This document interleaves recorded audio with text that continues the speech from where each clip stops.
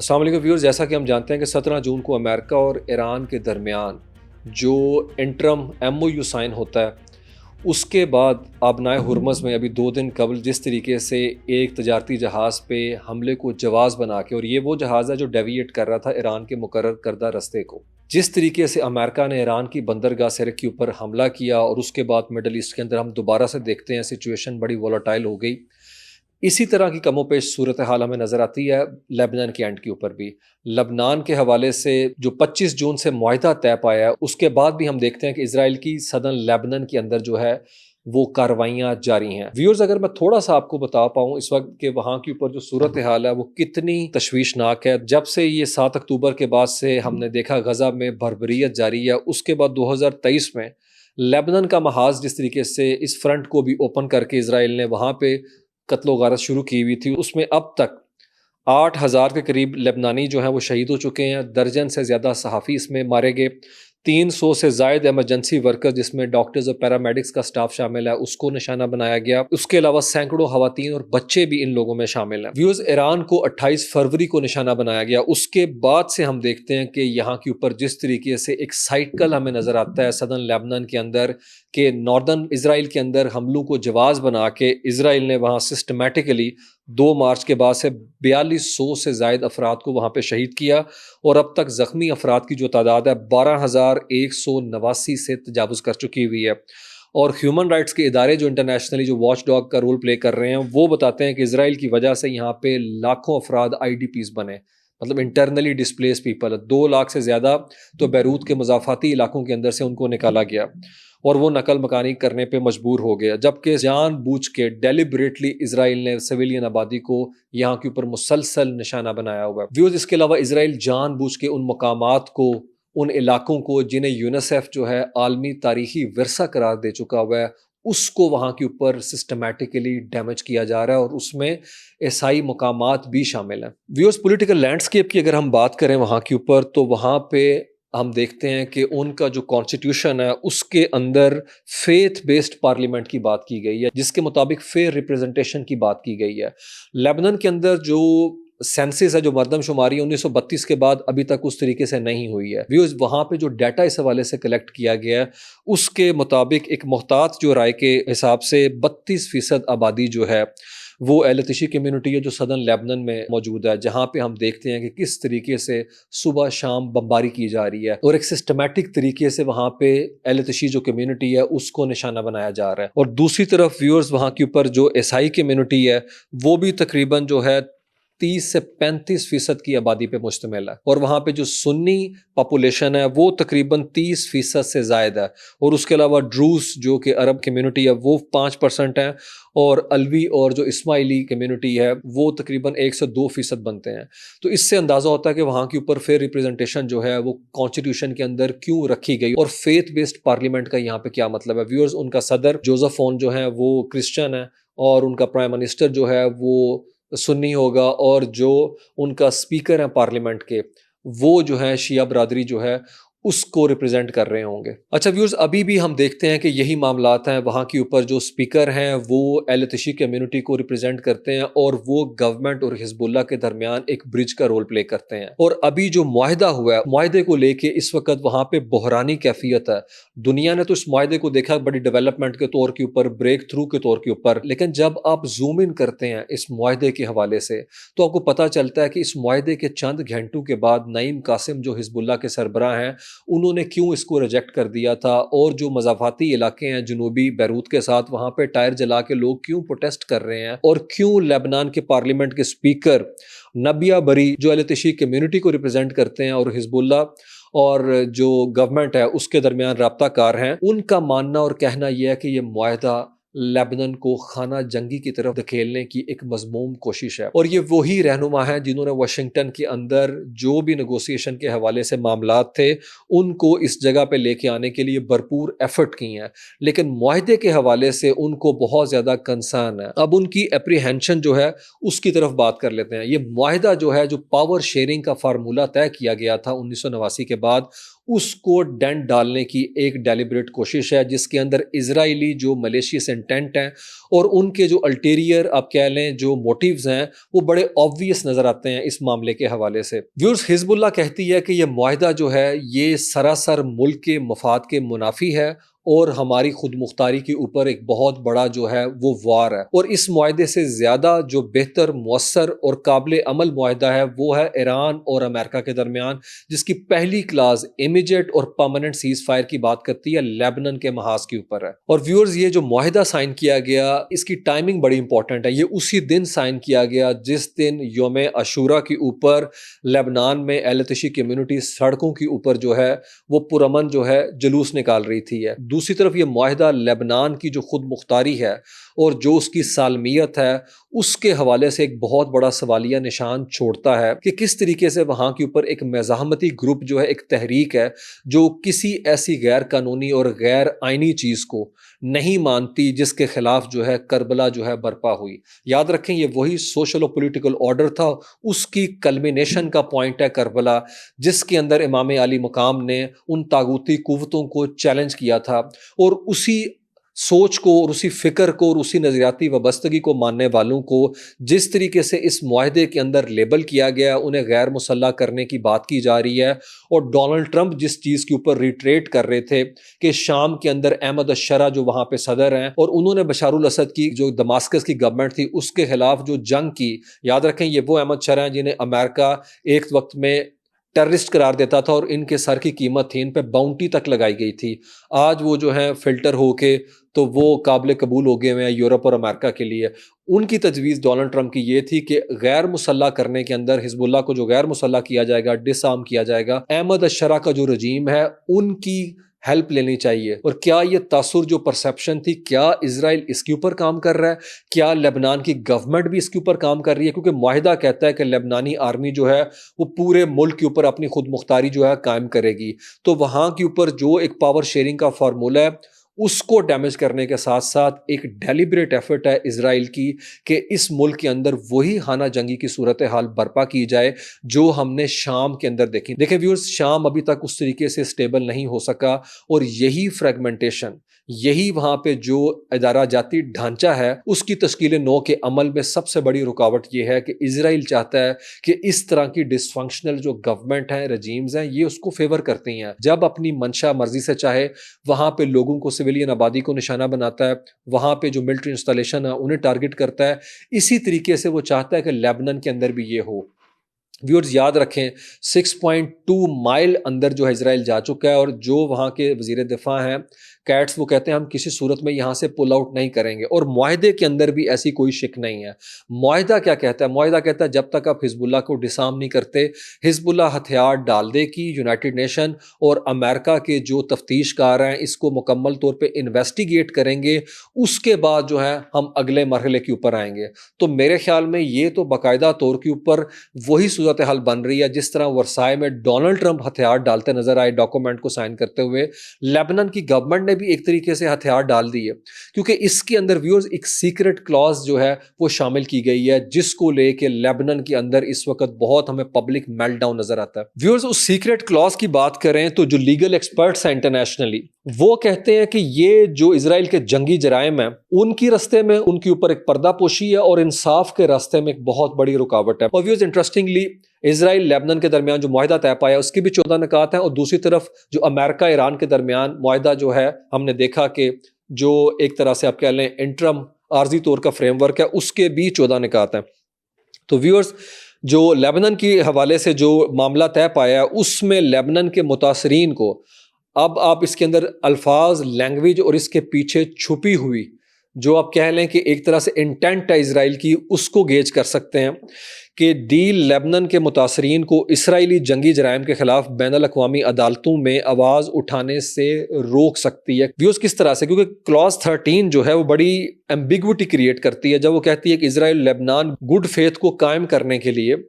کسی بین الاقوامی سیاسی اور قانونی فورم کے اوپر ایک دوسرے کے خلاف کوئی کارروائی یا اقدام نہیں اٹھائیں گے بلکہ اس کوشش کو روکیں گے۔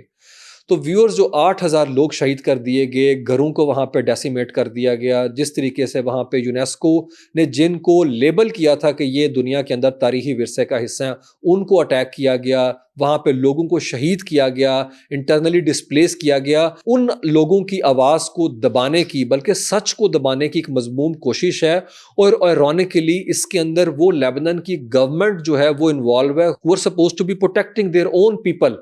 تو جو ان کا کام ہے، انہوں نے تو اپنی سوورینٹی جو ہے وہ تک سرنڈر کر دی اس ڈاکومنٹ کے مطابق۔ اب ویورز اگر اس کلاس کو ہم تھوڑا سا ڈائسیکٹ کریں تو اقوام متحدہ کا کوئی تحقیقاتی مشن وہ کس طریقے سے یہاں کے اوپر آ کے انسانی حقوق کے حوالے سے جو پامالیاں کی گئی ہیں، جو جنگی جرائم ہیں، اس کو رپورٹ یا ڈاکومنٹ کر سکتا ہے؟ یہ تو ایک ڈیلیبریٹ ایفرٹ کی گئی ہے کہ جو وہاں کے اوپر جنگی جرائم ہو رہے ہیں اسرائیل کے، اس کو مکمل امپیونٹی حاصل ہے، اور یہ تو لیبنان کی گورنمنٹ نے خود تسلیم کر لی ہے وہاں پہ جنگی جرائم کو، اور وہ تو وہاں پہ اس طرح کی جو وار کرائمز ہیں ان کو نارملائز کرنے کی ایک کوشش کر رہے ہیں۔ اگر ہم لیبنان کی گورنمنٹ کا ہی یہاں کے اوپر ٹرائل کریں کہ لیبنان کی گورنمنٹ اپنے لوگوں کے خلاف جو ہے انصاف کے رستے کے درمیان کھڑی ہو چکی ہوئی ہے۔ اور ویورز لیبنان کی گورنمنٹ جو ہے وہ نہ صرف بطور حکومت اپنے حقوق سے دستبردار ہو رہی ہے، اور اپنے لوگوں کو جس طریقے سے اس نے آپ کہہ لیں ڈچ کیا ہے ایک طرح سے ہے،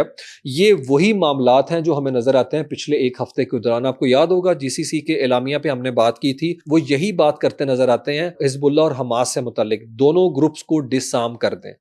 ویوز اب آپ دیکھ لیں کہ اگر وہ انہیں مزاحمت کے اندر اس طریقے سے مینج کرنے کے قابل نہیں ہے اسرائیلی، تو اب وہ چاہ رہے ہیں کہ اس طریقے سے انہیں پولیٹیکلی جو ہے یا لیگلی جو ہے انہیں ڈس آرم کیا جائے، حماس کو بھی اور حزب اللہ کو بھی۔ اور اس پہ ہم نے بات کی تھی جس طرح سے جی سی سی کنٹریز جو ہے ان کا رویہ جو ہے وہ بہت زیادہ قابل مذمت ہے، کہ وہ حزب اللہ اور حماس سے متعلق وہاں پہ جو مزاحمت کی جا رہی ہے جو جسٹ کاز کے لیے، اور جو لوگوں کو وہاں پہ مارا جا رہا ہے، وہ تو بالکل اسی طرح سے سائلنٹ اسپیکٹیٹرز ہیں جس طریقے سے وہ پچھلے 2 سال کے اندر ہمیں نظر آتے ہیں۔ وہ لیبنان میں بمباری کے حوالے سے کوئی بات نہیں کرتے، وہاں پہ جو شہادتیں ہوئی ہیں اس کے اوپر مکمل طور کے اوپر ایک آپ کہہ لیں کہ خاموشی کا پیکر بن کے بیٹھے ہوئے ہیں۔ اور وہ دوسری طرف آپ دیکھیں کہ یہ جو معاہدہ ہے یہ تو مستقل طور پہ اسرائیل کے قبضے کو انڈورس کرنے کے مترادف ہے،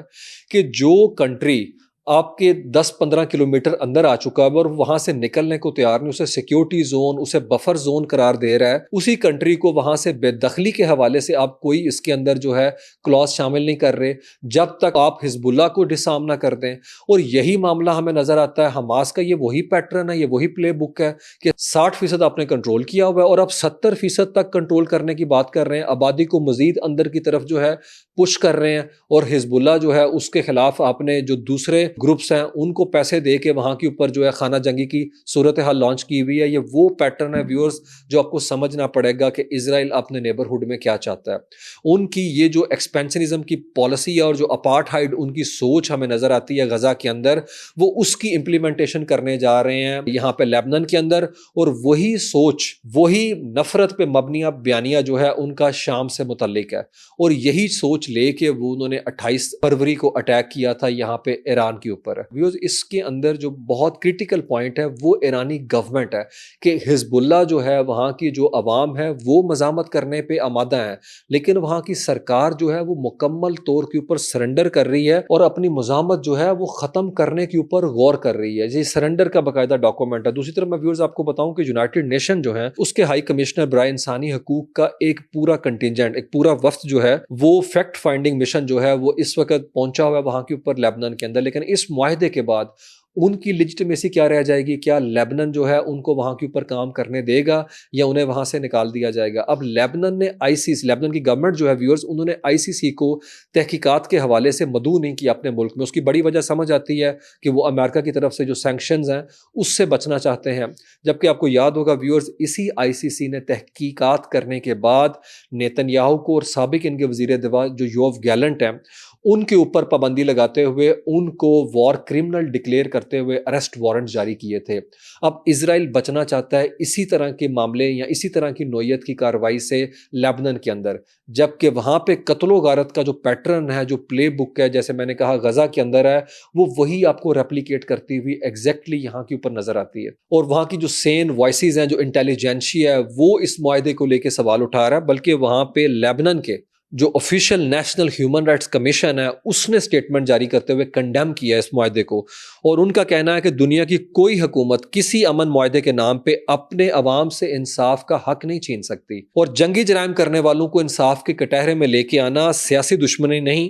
بلکہ بنیادی انسانی حق ہے۔ وہ تک کیسٹیگیٹ کر رہے ہیں اپنی گورنمنٹ کو کہ ایسے وہ ایلیمنٹس جو اسرائیلی ایلیمنٹس ہیں جنہوں نے قتل و غارت کی، یہاں پہ وار کرائم کیے، they need to be brought to the book, کہ انہیں جو ہے لے کے آئیں اپنا کٹہرے کے اندر ہے اور ان کا ٹرائل کرنا چاہیے۔ یہ تو اب دنیا کو باقاعدہ طور کے اوپر جو جرائم ہو رہے ہیں اس کو ڈاکومنٹ کرنے سے روک رہے ہیں، تحقیقات کرنے سے روک رہے ہیں، اور میرے خیال میں لیبنان کی جو گورنمنٹ ہے اس نے عوام کا اعتماد کھو دیا ہے۔ دیکھیں واشنگٹن کے اندر بند کمروں کے اندر جب بڑی طاقتیں جو ہیں اپنے مفاد کو مقدم رکھ کے اس طرح کے فیصلے کریں گی تو ڈیفینیٹلی وہاں کے اوپر جو سب سے پہلی قربانی ہے وہ تو غریب عوام کی ہوگی ہے، جو وہاں کے اوپر جس طریقے سے انہیں نشانہ بنایا جا رہا ہے، بے گھر ہے وہاں کے اوپر ہے، اور یہی ہمیں بے حسی نظر آتی ہے یورپ امریکہ کے اینڈ کے اوپر جب ہم بات کرتے ہیں غزہ کے لوگوں کی۔ اور ویورز، دنیا کے اندر جو مورل پرنسپل کے تحت بات کرنے والے تھنک ٹینکس ہیں یا وہاں کے جو انٹرنیشنل انڈیپینڈنٹ ایکسپرٹس ہیں، وہ جب یہ بات کرتے ہیں تو ریئل پالیٹک کے ماننے والے کہتے ہیں کہ ریاست کے سینے میں دل ہی نہیں ہوتا، human rights morality back set کے اوپر ہوتی ہے۔ تو جب ایران اسی سوچ کے تحت، اگر یہ ان کا آرگومنٹ بائی کر لیا جائے، اسی سوچ کے تحت اپنے 3 جو محاذ ہیں، جو فرنٹ کو اس نے کھولے ہوئے ہیں جس کے اندر وہ اسرائیل کو کاؤنٹر کرنے کی، کنفرنٹ کرنے کی کوشش کرتا ہے، تو پھر وہاں پہ مورل پرنسپل لے کے آ جاتے ہیں، پھر کہتے ہیں کہ ایران اپنا جو سوچ ہے اور اپنا جو ان کا تھیوکریٹک رجیم ہے وہ بدلے اگر اپنے طرز عمل کو۔ عام ریاست کی طرح بہیو کرنے والوں کے ساتھ ریجن کے اندر کیا کیا اسرائیل نے؟ کیا کوئی ٹرائل ہے؟ کیا پیور امپیونٹی نہیں ہے؟ کیا اقوام متحدہ ICC کے ججز کے اوپر پابندی لگا دی گی؟ فرانسسکا ایلبنیز جو UN کی اسپیشل ریپورٹر ہے ہیومن رائٹس کی، سوچے ان کی فیملی کے ساتھ جو کیا، آپ گوگل کر کے چیک کر سکتے ہیں۔ وہ خاتون اٹلی کی جو لائر ہیں اس کے ساتھ انہوں نے کیا کیا۔ یونائٹڈ نیشن کے جو سیکرٹری جنرل ہیں ان کا ویزا جو ہے وہ کینسل کر دیا گیا، UN کے ڈپلومیٹس جو ہیں وہ اسرائیل کا سفر نہیں کر سکتے، اونروا کے فنڈ بند کر دیے گئے، اونروا کا دفتر جو ہے اس کو یروشلم کے اندر ڈیسیمیٹ کر دیا گیا، it was reduced to rubble. اور یہ کنٹریز اور اس سوچ کے حامل جو دنیا کے کرتا دھرتا ہیں وہ بھاشن دیتے ہیں اخلاقیات کا ایران کو۔ اور ویورز، اسرائیل کو اس معاہدے کے تحت اچھی طرح پتہ ہے کہ حزب اللہ کسی صورت کے اندر ہتھیار نہیں ڈالے گی، کیونکہ وہ جس سوچ کے اور جس فکر کے ماننے والے ہیں، نام لیوا ہیں، وہ کسی صورت میں ہتھیار نہیں ڈالے گی۔ اس لیے ہم اپنے قبضے کو اور اپنی کارروائیوں کو جسٹیفائی کرنے کے لیے یہاں کے اوپر ایک لیگل کور ہمیں جو ہے دستیاب ہو چکا ہوا ہے۔ ویورز، جس طریقے سے انٹرنیشنل عالمی قوانین کی دھجیاں اڑائی جا رہی ہیں اسی کانٹیکسٹ کے اندر آپ کو فریم کرنا پڑے گا، دیکھنا پڑے گا اسی لینس سے اس معاہدے کو بھی۔ لیکن ویورز، دیکھنا یہ ہے کہ واشنگٹن میں جو لیبنان سے متعلق معاہدہ کیا گیا ہے اور جس معاہدے پہ لیبنان کی گورنمنٹ نے سائن کیا، کیا وہ اسے اپنے ملک کے اندر امپلیمنٹ کر سکتے ہیں؟ تو میرے خیال میں اس معاہدے کے جو خد و خال تھے اس سے متعلق وہاں پہ جو سٹیک ہولڈر ہیں آن گراؤنڈ، ان لوگوں کی ایسپائریشن کو ٹریمپل کرنا، ان کو لوپ میں نہ لینا، اپنی پارلیمنٹ میں اس کو ڈسکس کیے بغیر کسی دوسری سرزمین پہ یہ معاہدہ کرنا، مجھے لگتا ہے خود لیبنان کو کانشیسلی خانہ جنگی کی طرف دھکیلنے کے مترادف ہے، جس کے اندر وہاں کی گورنمنٹ جو ہے وہ باقاعدہ طور کے اوپر جو ہے شریک جرم ہے۔ کل میں آپ کو بتاؤں گا کہ نیتن یاہو جو ہیں اس سارے معاملے کے اندر کس طرح سے ریلیونٹ رہنے کی کوشش کر رہے ہیں، ان کی پولیٹیکل لیگیسی کیا ہے، اور ان سے متعلق یروشلم کی ڈسٹرکٹ کورٹ جو ہے وہ کیا کہہ رہی ہے، اور 18 مہینے پہ محیط 98 ہیرنگز کے بعد جو ٹیسٹمنی ان کی کمپلیٹ ہوئی ہے، اس کے بعد ان کے ٹرائل کی کیا صورتحال ہے، جو 4 اکتوبر کو سٹارٹ ہونے جا رہا ہے، ٹھیک اسی مہینے جب 27 اکتوبر کو وہاں کے اوپر الیکشن ہونے جا رہے ہیں، اور اسرائیل کا مقدر نو میٹر جو ہے وہ بڑا بلیک اس طرح سے نظر آتا ہے۔ وہ نفتالی بینٹ جیتے یا نیتن یاہو جیتے، اس کے اثرات اسرائیل کی پالیٹکس کے اوپر کیا پڑیں گے، ان کے فیوچر کے اوپر کیا پڑیں گے، وہ تو ڈیفینیٹلی ڈاؤن دا لائن جو ہے چیزیں واضح ہوں گی۔ لیکن یہ ٹاکسک گورنمنٹ جو بھی ہوگی وہ خطے کے لیے جو ہے کسی صورت کے اندر سوٹیبل نہیں ہے، اور اس کے اندر ان کا ریٹرک، ان کا بیانیہ جو بین گویر کا ہے، بزالل سموٹریچ کا ہے، نیتن یاہو کا ہے، اور ایون نفتالی بینٹ کا ہے، وہ جو ہے